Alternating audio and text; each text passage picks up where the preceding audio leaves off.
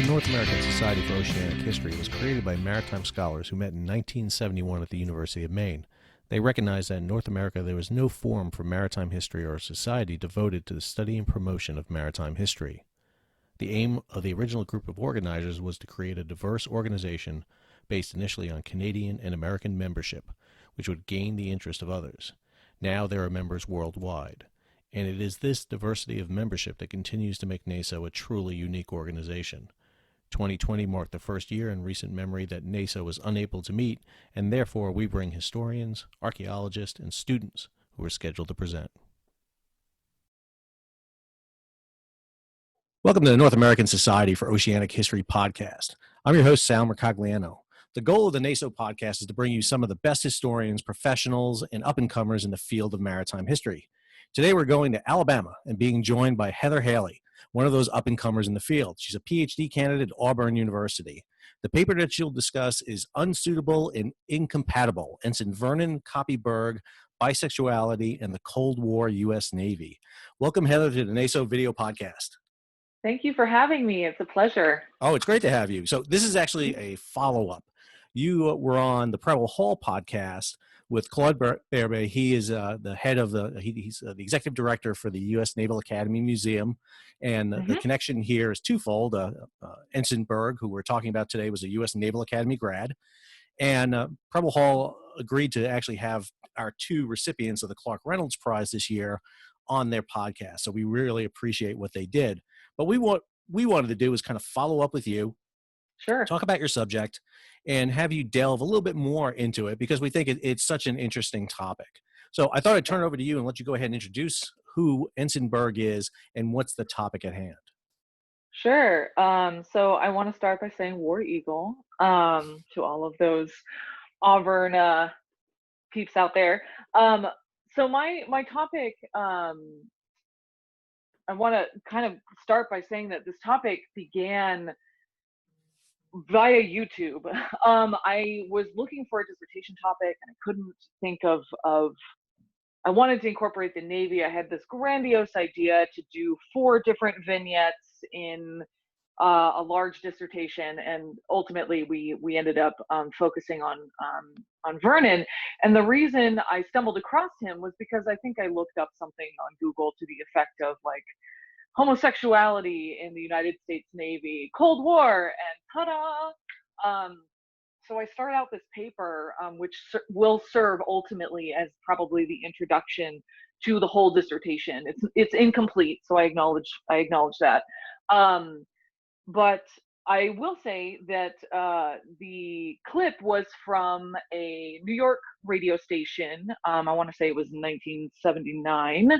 78, 79 in January, and the radio station WBAI has had, I don't believe it's in existence anymore, but had a homosexual LGBT friendly radio segment later in the evening. So this is, after hours. And I just listened to their story, and it was about an hour long, and it was I was hooked because I had never heard this story before. This is kind of the history, the social history of the military that we just don't get. And so from there, after I defended my dissertation proposal and then promptly threw it away, as happens, I ended up putting in a Freedom of Information Act request with the with NCIS, Naval Criminal Investigative Service, asking for whatever files they may have on Vernon Berg. And surprisingly, and when I tell people this, they always laugh and have giant eyes when I tell them that the NCIS returned my request within, I want to say, 45 days. And usually FOIA requests take, I don't know, anywhere between a year. Some people haven't even received their FOIA requests that they put in 5 years ago. So I was, many thanks to the men and women at NCIS for returning my request. So I'm filing through these documents, and it's mostly, of course, the predecessor to NCIS was the Naval Investigative Service. And so it's just the handwritten notes and the official reports from NCIS. And within it is this really interesting 12-page handwritten, I wouldn't call it a confession, but statement, a written statement from Berg's accuser, who accused him of homosexual behavior. His name is Laurent Crofwell, and it's actually a really kind of glowing statement. He's telling investigators actually how nice Berg is, and he actually had to write in the margins, um, and I'll happily kind of take a screenshot of it for you to include, because it's really funny that in the margins he has to write in there specifically what Berg did to warrant this investigation. Like it was an afterthought. And so I just found this whole thing fascinating. And then from there, I ended up in New York. His Berg's papers are at the New York Public Library. So big shout out to the archivists at the public library, because they're phenomenal, wonderful people. And man, did Berg save everything. Oh my goodness, he saved everything. But the file in particular that was really the box that was interesting to me was his discharge papers. So ultimately, the incident occurred in, I want to say, February of 76. Yes, February of 76, because he was at the Naval Academy from 72 to 76. Or yeah, 72 to 76. And so he's Lawrence Gibson, who we'll get into in a minute. His civilian partner was not physically present in Italy at the time, but so Lawrence Crofwell and Berg are having wine and talking about their careers. One is a photographer and the other is an artist. Berg is an artist and Crofwell was a photographer. And so they were talking about their careers and how to make it in, once Navy life potentially is over. And it got late, and they're staying at Berg's apartment top Monte Orlando in Gaeta, Italy, where their vessel is docked in the harbor. And Berg just tells Crofwell to stay the night, hang out. It's you don't need to walk the couple of miles down to the dock. You can just stay here. So Crofwell agrees, and without getting too graphic, they get down to their skivvies, and Crofwell climbs into bed, and when Berg attempts to get into the same bed, which apparently was not uncommon behavior, he climbed over him, and then Berg started grabbing Crofwell's genitalia, and then kissing ensues, and then once Crofwell kind of gets his bearings, he pushes him off, and so begins the NIS investigation. So from there, Crofwell clothes himself and goes down to the pier where everyone. I met my husband in Gaeta, and so that pier is actually quite hopping. There's quite a few bars down there. And so everyone is outside and enjoying themselves, and Crofwell runs across a hospital corpsman and tells him, what do I do if this kind of situation were to happen? While the NCIS file and Berg's own personal papers don't necessarily, pardon me, don't necessarily confirm how the investigation officially started, I can correlate that the NIS report confirms a 6-month investigation on the mainland, in the United States, in Virginia, investigating Berg, not necessarily investigating Crofwell, even though he may or may not have engaged in homosexual behavior. And so if I count 6 months back from July, when they interrogated Berg on the Little Rock, which is where Berg and Gibson were working at the time. There it is.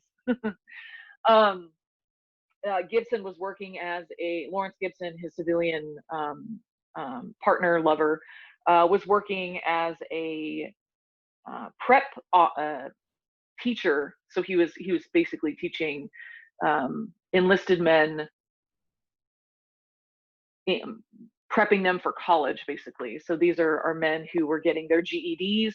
They had left school for whatever reason and were entering prep courses so that way they could get their GEDs and prepare for college. So Gibson managed to get a job as a civilian aboard the Little Rock, and most probably with the help of Berg. So in July, as I said, in July 1976, NIS agents arrive in Gaeta aboard the Little Rock, and take Berg and Gibson, his civilian partner, into separate interrogation rooms and initiate an interrogation. Well, if you do the math, subtract 6 months, it's February, which was the date of the incident. So I'm assuming that incident was what precipitated the NIS investigation in the first place. So come to find out, among all of these documents, and then plus the documents available in Berg's personal papers at the New York Public Library, as I mentioned before, Berg was a graduate of the U.S. Naval Academy. That is where he met Gibson. Ask you a question, Heather, real quick, because Yeah. he's at the Naval Academy. He graduates in 74, I believe it was. 74, thank you. So that is before women are even admitted to Naval Academy. I don't think the first graduate out of the Naval Academy is until 1980. So it's a male-only, largely dominated society at the time. Right. And what was he specifically charged with by NIS? What did they charge him with? A specific crime at the time or an investigation? It was just, so far as I can tell, they did not charge him. They were just simply investigating him. And part of the beauty of this story is it demonstrates that McCarthyism, which I'm actually teaching my students right now in my history, modern American history survey, is that McCarthyism didn't just end in the 1950s.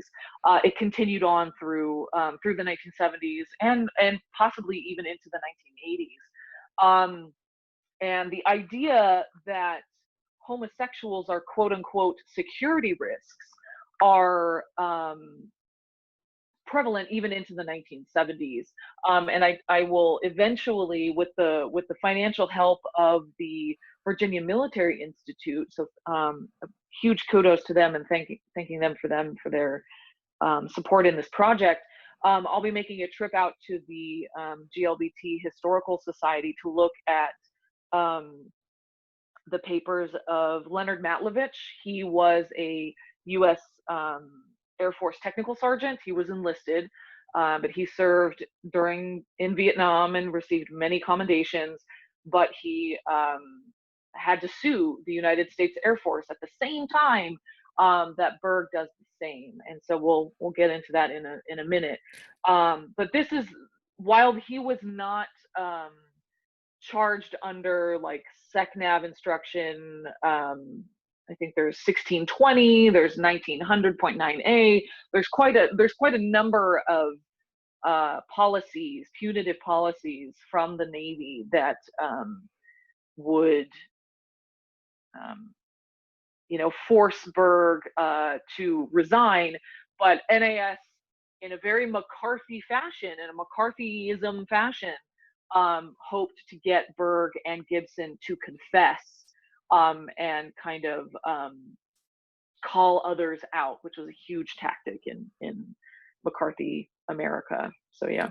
Well, I think there's an irony too of like you said, it's McCarthyism in many ways, and I think it's true. I think in many ways the Navy regulations set it up so that he can be blackmailed if he's found out for being homosexual in the military, and they almost create the environment that makes him susceptible to what they're charging him with.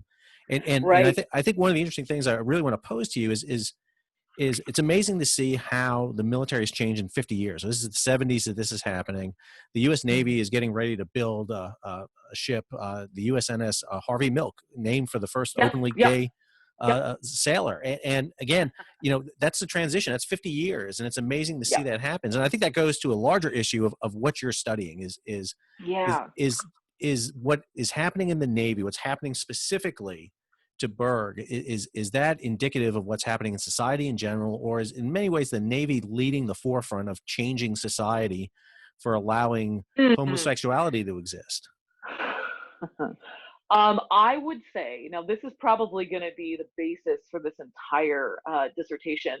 I would say no. I would say that the Navy is lagging behind society, and I think that's for a reason. I think that was by design. And I'm speaking in particular of the Crittenden Report. The Crittenden Report came out in the mid 1950s, so 20 years before 1957. So 20 years before this incident occurs. Um, and naval investigators looked at the social prospect of having homosexuals serve openly. And I'm talking at this time, I'm talking about gay men, lesbians, and bisexuals. We haven't really moved into the era where the military would even probably consider someone transgender. But that's not to say that they did not exist, but not necessarily in the military. Um, but the Crittenden Report comes out in 57, and they specifically looked at the possibility of homosexuals serving openly. What is necessarily the problem with that? And there are three parts to the Crittenden Report, but I can't. I think I was talking with Claude about this during the Preble Hall podcast, and I think someone responded or actually sent me a direct email that the originals, like a copies of the original, are somewhere, I think either in the Naval Academy or in someone's personal papers. So I'm definitely going to have to check that out, because I can only find access to the first part and the second part. The second part draws all of the conclusions. And as I mentioned before, at the very end of that report, there's a commentary that explicitly says that we do not see any, we as in the Navy, this report concludes that the Navy should not see any issues with homosexuals serving openly, as if their behavior, the behavior of homosexuals is different from that of straight individuals, even though what it involves is entirely private. But all of that is to say that the military, the Navy acknowledges in 57 that no, it's okay. We see homosexuals serving openly and it not being a problem, but we do not believe that the Navy should be the mechanism by which such substantial change is made. I think it says something to the effect of the military should not precede, changes that happen socially in like social civilian contexts. So basically, yeah. So in 57, the Navy acknowledges that this is okay, but we're not going to do much about it. And it wasn't until Berg suing the Secretary of the Navy in order to be reinstated and serve openly that this report was found. And so that's another really interesting facet of his story. When he ultimately sues to be reinstated, he again submitted a FOIA request, a Freedom of Information Act request, the predecessor to that, and asked for any documentation. And lo and behold, here's the Crittenden Report that 20 years earlier says that's okay. Well, you would have to think that the military obviously knows that there are homosexuals serving in the military. I mean, it's obviously Sure. clear that it's happening. I just Sure. sat there and said the Harvey Milk is the first Navy ship named for homosexual. That's not true by any means. We know that for a fact. But Right. there's probably, just ones we Sure. just don't know.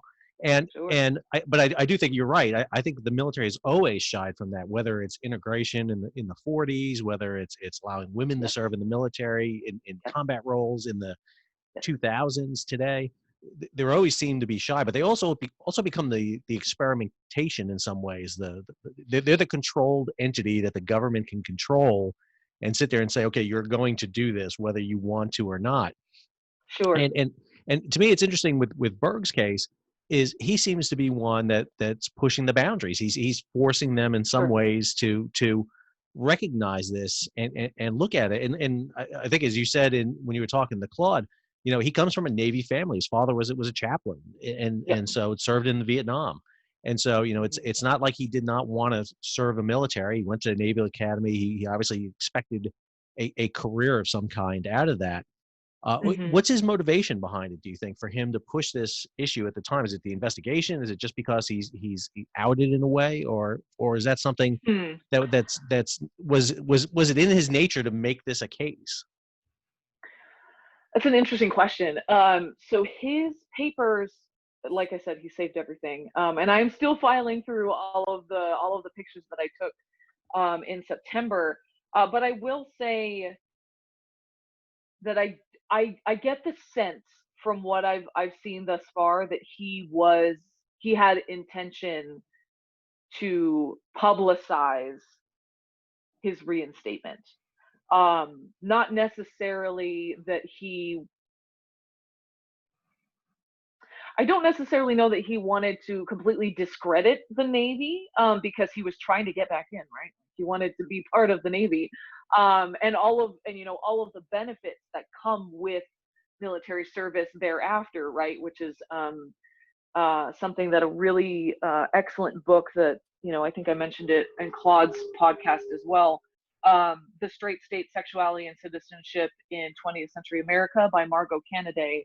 I definitely recommend that book. It covers more of the New Deal into the 1950s, and a little bit thereafter. But so in that sense, there's a lot on the line here, not just his own, you know, um,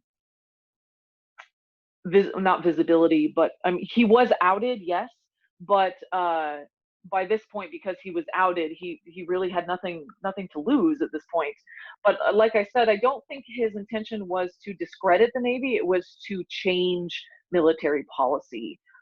Because again, he is suing the Navy at the same time that Matlovich is suing the Secretary of the Air Force. And so, if both of them could accomplish their goals, in theory, that could, I hate to borrow a phrase from Reagan, but trickle down to the other services, right? Um, because the stigma of homosexuality at this point had not changed from the McCarthy, the early McCarthy era, the 47 to 1951, right? So security risks are defined by the State Department as, and I quote, habitual, security risks are habitual drunks, anybody engaging in sexual perversion, moral turpitude, anybody with financial irresponsibility. And that's from like I said, that's from a State Department bulletin, I think in 1947. And so this stigma hasn't gone away. And so they're lumping these individuals together. And while of course, I don't believe that the terminology is accurate. Sexual perversion is the vocabulary used in the 40s and 50s, and even into the 1970s. The title of my paper, "Unsuitable and Incompatible," comes from the SECNAV instruction, I think it's 1620.1, saying that these individuals must be removed because they are both unsuitable and incompatible. Unfortunately, when Berg comes to the conclusion of his uh, um, of suing the Secretary of the Navy, ultimately he did not achieve his goal. They settled out of court, ultimately, and the only thing that was changed was the verbiage of the instruction. The instruction changed to be less harsh, but still homosexuals needed to be removed from the service because they were considered security risks. And I think the reason that Berg's story is so important is because after he admitted to NIS investigators that he was bisexual, he had both sexual encounters with women and men. Uh, the his superior officer gave him a higher security clearance. So if the argument by the Navy is that homosexuals are security risks and they could be subject to blackmail and espionage, that's not, my paper is throwing some nuance at that, that I don't think that that necessarily was the case. And there are a number of historians. I'm thinking of Alan Baber Bay's work, Coming Out Under Fire, um, and The Lavender Scare, Randy Schiltz, Conduct Unbecoming. There's a number of historians and social scientists who have come out with work that have kind of thrown a wrench in this argument that homosexuals are security risks. Well, let me ask you this question then. Berg's final dispensation from the Navy is he's discharged. What kind of discharge does he receive from the Navy? Yeah, so he was dishonorably discharged. So after the NIS investigation, he actually, let me rephrase that, he resigned for quote unquote the good of the Navy, just as Harvey Milk did 20 years before. And I mentioned Harvey Milk in this paper as well, because his documents are available to the public now through NARA. So I definitely recommend people check out Harvey Milk's papers, and Leonard Matlovich's papers as well are available online. So he resigns for the good of the service, but he retracts his resignation and decides to go to a discharge hearing in Virginia. And before that occurs, that's when Berg receives his temporary, I would say it's a temporary promotion. It was definitely not intended to be permanent, but he did receive a higher security clearance during this very short period of time. And then he goes back to Virginia and he goes through the discharge hearing. I have not made it through the 300-page dishonorable discharge hearing yet, but that is the goal for the second half of the summer, is to weed through that. And that is when he receives a dishonorable discharge. And from there, Berg takes it to civilian court, where he sues to be reinstated. And that's when they settle out of court and his dishonorable discharge is overturned. And so he does receive an honorable discharge, but he cannot rejoin the Navy. So yeah. Well, obviously, I guess I'll pose this to, it seems like Milk and Berg in this case, all their work does seem to enact change, however slow it does. Oh, slow, yes. Into a military mindset. I mean, I sailed with the Navy in the 90s, and so I was during the period of Don't Ask, Don't Tell, where I sailed with people who we knew were homosexual, and you couldn't say anything about it. I worked at a military academy. I worked at the military academy up at West Point, and an officer was deployed over to Iraq, and her partner couldn't attend events because you could not openly acknowledge the event, you know, that she had a partner. She would come with me because I was the person who was traveling without a wife, and so she would come with me to those events. And it seems like that Berg's events here are one of those stepping stones, however slow it is, to achieve eventual change in the military. What eventually happens with Berg? What happens to the end with him? Well, as I mentioned, he receives an honorable discharge. Lawrence Gibson, his civilian partner, and in association with Berg, come out with a kind of tell-all book called "Get Off My Ship." And the intention of this book was to provide publicity ahead of the civilian court case. And I believe this comes out, I actually have a copy in front of me. It comes out in 1978. And hopefully when we get to the end, I can remember to show you my copy, because I'm very happy and excited about my copy. It's a signed copy, and that's pretty awesome. So anyway, but the book comes out in 78, and they only sell a couple thousand copies. I want to say less than 2,000 copies, because again, even though it is the 1970s and I'm thinking of Lillian Faderman's book, The Gay Revolution, right now, and we're at the height of post-Stonewall and homosexuals of LGBT of all kinds are becoming more visible. Even though that is true, there is still quite a bit of hesitation to even be associated with it with any kind. But all of that is to say that they come out with this tell-all book. The title comes from um, the ship's captain yelling at Gibson, who is a civilian who works as a civilian aboard the Little Rock, to get off my ship, essentially firing him. So Lawrence's story is just fascinating too. There's so many. I'm having a hard time keeping it all straight because there's just so much good stuff here. It's an excellent story, and I part of my anxiety as a graduate student is getting it right.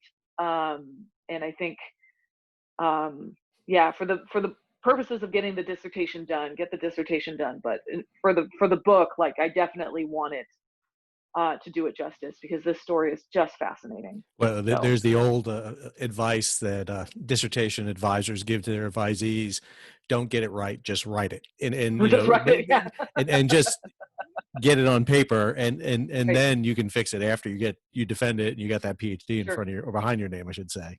Sure. Sure. Let's talk a little bit about some of the research methods and some of the things you do, because I always think this is an Yeah. interesting process, is doing it. So a very unique topic, obviously. You are not a Yeah. naval historian or a maritime historian. You are much No. more a history of society, a societal historian. What made you want to delve into this topic? So as I mentioned before, I found the clip from Gay Rap on YouTube, and I come from a Navy family, so my parents were both in the Navy. I look forward to NASO's conference next year because they met in Pensacola, and so that's pretty awesome that that's going to be there, and hopefully I'll have an update for everybody next year with the new paper. But and my husband was in the Navy. I met my husband in Gaeta, where this story takes place, and so I also had a very close connection to the place, which, as a public historian as well, we have connections to places in so many different kind of visceral ways, and I think that's another really important connection that I have with this story. Um, and yeah, I just kind of was drawn to it. I read Margot Kennedy's work, as I mentioned before, as part of my graduate studies, and I just absolutely loved the way that she looked at these different case studies. She looks at the section in particular that interested me was on women in the military post World War II. So, as you know, what are the reasons? How is the United States Army in that instance attempting to get women out of the Army so that way they can fill those spaces with service men coming back from Europe or in the Pacific? And one of the ways they do that is by accusing women of homosexual behavior. And so I was really motivated by Kennedy's work. And then I read The Lavender Scare by David K. Johnson, which is about the Cold War persecution of gays and lesbians in the federal government. And it was through his work that I was able to tie this work to his, because, as I mentioned with Claude's Preble Hall podcast, excuse me, the Civil Service Commission, 2 weeks before Berg was interrogated by NIS, relaxes its restrictions on homosexuals serving openly in the federal government. So the idea, you asked me earlier if the Navy was ahead of its time, if the Navy was leading or lagging in terms of this issue. And I would certainly say that the federal government was taking the lead on this by allowing homosexuals to serve openly. And yet the Navy, for lack of a better phrase, doubled down after Berg and Matlovich respectively sued their branches of service. They doubled down and continue to this day to say that homosexuality is a hindrance to morale and so forth. So, well, it's also a very interesting time you're looking at. Obviously, mid Cold yeah, War, the 70s, the military is yeah, transitioning out of a draft military to an all volunteer yep, military. yep, I mean, Berg goes to the Navy Academy, so it's obviously volunteer. He chose to go there. Actually, Sure. had to get selected to do that. But obviously it's reflective, and this is the argument I go back to is the military reflective of the society in general? Mhm. Is it a microcosm of American society? And does the issues faced in the military service, the Navy, the Army, the Air Force, is it reflective of the entire society in general? One of the big transitions we see changing in military, naval, and maritime history is, we're getting away from how long is that USS Little Rock and what are the guns and missiles on it, to much more about the Yeah. people Right. that walk the Right. decks and are on board, which is just as crucial and important, Sure. and not just in their ideology of fighting communism versus capitalism, but their societal issues. And so, Sure. when you put the context of what a Berg is facing, the threat he's facing, not from Soviet submarines, but from his own military that he's trying to defend the nation, you really create an interesting argument. And again, he's not willing to go away quietly. He's fighting for No. this. No. And I think that's No. that's an interesting argument right there. That it is the amount and tenacity he puts up with the fight. Now he dies. I think it's in 1999. Yeah, he dies in 1999 of complications from AIDS. As I mentioned before, I want to attempt to not make this a biography, as much as that would be amazing and fascinating. But I would encourage anyone who is interested to look into his post Little Rock post um, suing the United States Navy life, because his life is so fascinating. He ends up living in New York City. Um, he and Gibson separate. They no longer date, but they both still live in New York. And his art changes because Berg is an artist. He was the one who did the art for Get Off My Ship, and his art goes a completely different direction, very modern direction. And then ultimately, Berg gets into the BDSM scene in the 1990s, in the years before his death. And he was in a long-term relationship. His partner also died, I want to say 2 years before Berg did, of AIDS. Yeah, and Gibson died, I want to say in 2012, so 8 years ago. And so both of them are unfortunately not living, so I cannot interview them. But in terms of methodology, I am very much interested in interviewing his associates if they're still living. I would absolutely. So if anyone is listening, please, I encourage you to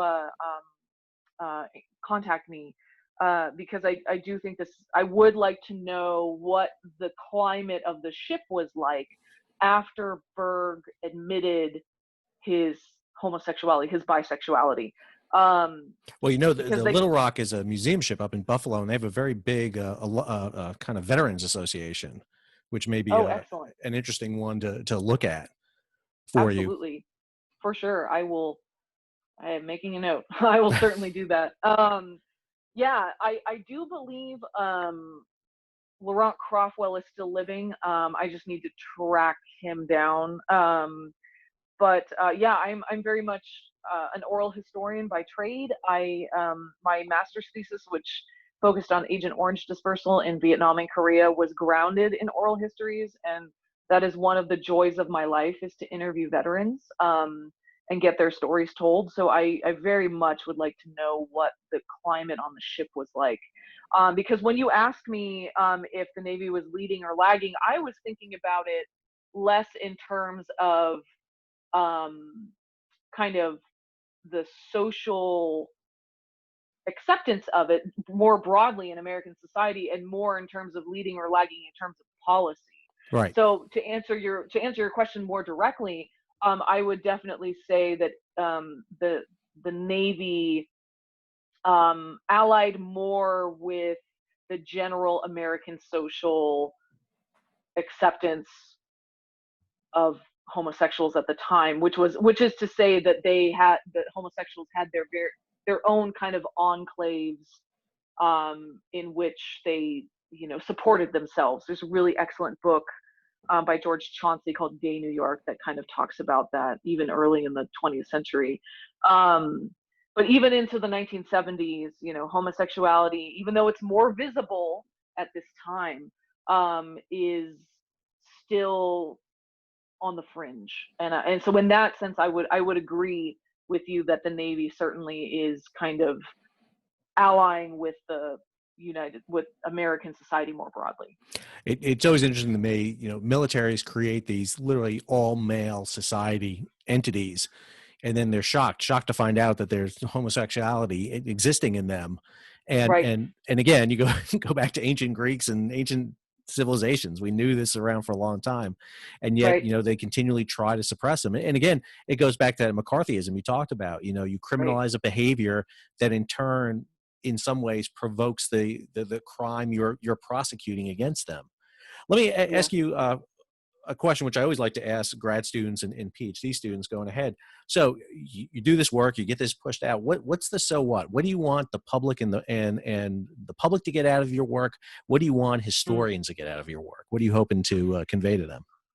Yeah, so it's funny that you asked that question because when I got feedback from Jason Smith and um Dr. Hardy, I the question they asked me was, so what?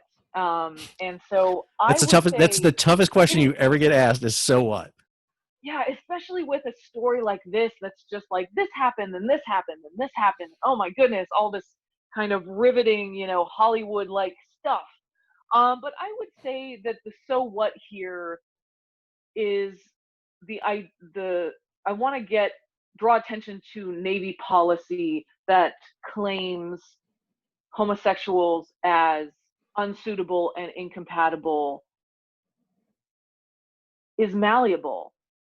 That and the reason I use that term malleable is because his superior officer acknowledged his abilities and disregarded, punitive policies that demanded his immediate removal when he admitted his bisexuality. Even though it was temporary, it was temporary. But even in that instance, um, this is a challenge to naval doctrine that is denying um, or defined same-sex intimacy as unsuitable and incompatible because they are security risks. And if they are in fact security risks, why did Berg get a, albeit temporary, higher security clearance? So that's I think that's definitely where the so what is going in this, in that, and one of the reasons why Berg ends up ultimately suing the United States Navy is to get that policy changed because clearly, um, yeah, because clearly the policy is again malleable, dependent on your superiors. Do you think, and this makes you put yourself into the head of Berg, and I know historians, we don't like to do that all the time, but I'm interested because you've read so much of his material and what you think. Is Berg doing it for himself, or is he thinking about, well, long term, maybe this is going to have a bigger impact, and maybe it's beyond me for doing it? Probably a little bit of both. He was very broke when this happened. So by the time he gets back to Virginia from Gaeta, he is asking. There are letters between him and his family, his parents, asking for money because he and Gibson want to buy a house in Virginia, and they need money for a down payment. But because Berg, by this point, had gone through his dishonorable discharge and was dishonorably discharged from the Navy. He's not receiving any pensions. He's not receiving any money. And of course, another way that ties Harvey Milk to Berg is that once you are dishonorably discharged for this kind of behavior, word of that spreads, and that can hinder you from getting, a civilian position, which is, I would say, another reason why Berg is making kind of a to do about all of this, because it's not just you get kicked out of the Navy, it's that you don't receive a pension, you don't receive, education benefits, you are less likely to find a civilian job. And so I think he wanted to not only, as I mentioned, capitalize by purchasing or by selling his book, but also because he wanted to make sure that others did not suffer the same way. There's some really wonderful letters from homosexual servicemen and women that he collected and saved in his papers that I look forward to featuring in the dissertation. Well, Heather, I appreciate you doing that. You give me a lot of, first of all, you fill my heart full of confidence and everything that we can get a non-maritime historian studying a maritime topic, but more importantly, that we can get somebody from Auburn University to do such good work. Being a graduate of the University of Alabama, that always makes me feel good knowing that there's some good War work Eagle. on the other side of the state down there. So I want to thank our guest, Heather Haley, for joining us for our NASO video podcast. We hope to see her back down in Pensacola in 2021 to present further on her research. We're going to be looking to see how far you've progressed down there. If you liked our podcast, be sure to click like on YouTube or give it 5 stars on your podcast provider. Please subscribe to our channel to receive updates as we continue to interview maritime historians like Heather. You can follow NASO on Facebook or on Twitter at NASO_history. The best way to follow NASO is to become a member. As such, you receive our newsletter, our quarterly journal, Northern Mariner, we publish jointly with the Canadian Nautical Research Society. Hope to see a paper from Heather in there fairly soon. Or go to www.naso.org and click on membership to join. Until our next talk, keep sailing.